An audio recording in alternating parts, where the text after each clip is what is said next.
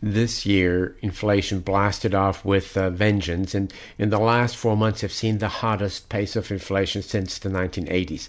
The Consumer Price Index, the CPI, rose 5% year over year for May. The June reading will come out in a couple of days. 5% of annual inflation is bad enough, but the pace of inflation over the past 4 months has been much higher, clocking in at over 8% annualized.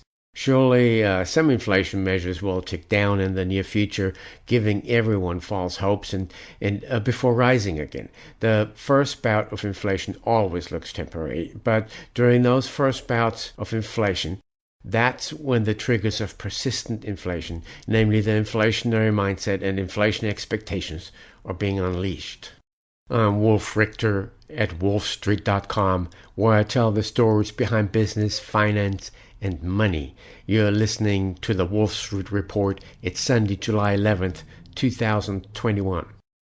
So now the Fed keeps repeating time after time that this is temporary and that it will go away on its own because it was caused by temporary factors, namely a demand shock that occurred because the government spread $5 trillion in borrowed stimulus money since March last year, and because the Fed printed $4 trillion over the same period and repressed interest rates to 0%. This moolah stimulated consumption in a huge way, and it caused a historic spike in demand for goods. And there are now cascading shortages from ammo to semiconductors, made worse by container shortages and transportation bottlenecks.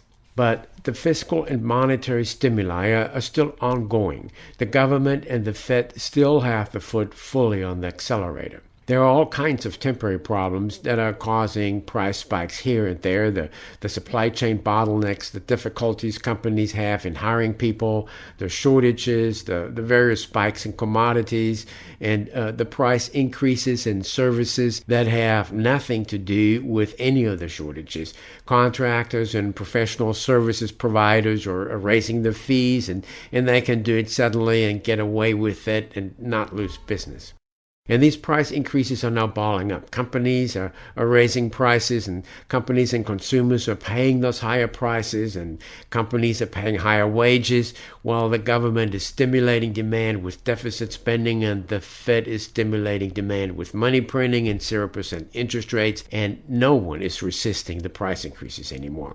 And so much cash has been created and handed out that price doesn't even matter anymore. People are paying whatever, even for discretionary purchases that they don't have to buy, such as cars. Most people could easily wait for a couple of years instead of buying a car now, but now the whole mindset has changed, and they want to buy now and no matter what the price.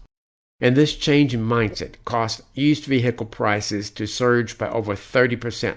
I've never seen anything even close to this, and I've been around when inflation ravaged the economy in the late 1970s and early 1980s until the Volcker Fed finally cracked down on it and thereby triggering a very rough double-dip recession that eventually knocked the wind out of inflation.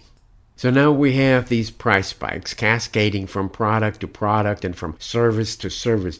This surge of inflation is becoming ingrained in the inflation expectations of company decision makers and consumers alike, and they're adjusting to it, and in this manner inflation becomes persistent. Even economists are now getting the message. According to a Wall Street Journal poll of economists, their average forecast for the end of next year in terms of core inflation, which excludes food and energy, has risen to 3.2%. But wait, they're using the lowest global inflation measure available in the US, namely the core PCE inflation measure that the Fed uses as its target, and that normally runs far lower than the standard CPI that is cited in the news media. This core PCE inflation measure, the lowest global measure of the land, while March, April, and May combined produced an annualized core PCE inflation rate of 6.4%, meaning that if price increases continue for 12 months at the pace of those 3 months, the annual inflation rate would be 6.4%, and that would be 3 times the Fed's target of 2%. This was the red hottest 3-month annualized inflation rate since August 1983. So these economists also assume that inflation will back off from the current pace and drop to 3.2% by the end of 2022. This would still be the highest inflation rate since the early 1990s. And that's far below where inflation is today. And it assumes the best case scenario that inflation backs off from the current pace.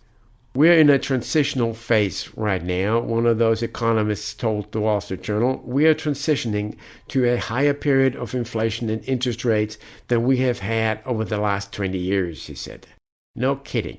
Even economists are now coming to grips with it. Just not the Fed, at least not publicly. So it's dawning on economists that the overall inflationary environment isn't transitory but persistent, though some factors that have triggered the unleashing of the inflationary cascade are transitory. And this higher inflation is a generational change. People who became adults in the 1990s or later have never experienced this kind of inflation. They don't know what it's like when prices jump one item here and then the next day another item or service there. For some people, pay increases make up for inflation, and that includes pay increases based on performance and productivity that were supposed to make you be able to buy more goods and services, but you need every penny of that performance raise to just maintain your standard of living. And for other people, pay doesn't rise enough to compensate for inflation, and they have to cut back their standard of living. Companies are facing rampant cost increases. There's now a lot of clamoring among economists and Wall Streeters that the Fed will wait too long, fall too far behind the curve, and keep stimulating far too long despite rampant inflation, and thereby trigger an inflation spiral that would be hard to bring under control, and that these belated efforts to bring inflation under control when it's totally out of control would wreck the economy and asset prices. They're not worried about hyperinflation. They're worried about 5% or 7% or 10% inflation for years. That kind of inflation would blow all kinds of assumptions out of the water. No one is ready for this. This type of inflation makes long-term planning difficult for companies, and it's a drag on the economy, and it's a drag on real consumer spending. Long-term interest rates will either surge to meet and transcend those inflation levels if markets are allowed to react to inflation, or the Fed represses long-term interest rates by buying assets, and that will further heat up inflation, and investors like pension funds and insurers that invest in bonds will see the purchasing power of their investments get wiped out when they earn 2% for years in an 8% inflation environment. More likely is that markets will eventually be allowed to react to inflation to some extent, which will cause a rise in long-term interest rates, which is the way to tamp down on inflation, but which will make it much harder for junk-rated companies to borrow, triggering waves of defaults. Defaults and higher borrowing costs would also hit stock prices. And consumers, my gosh, even those whose incomes keep up with inflation. When inflation is persistent at 5% or 8% and markets are allowed to react, then mortgage rates rise to meet or exceed those inflation levels.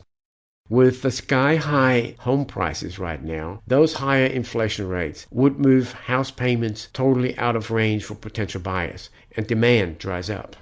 For the markets to unfreeze, home prices would have to come down to bring those mortgage payments back into reach.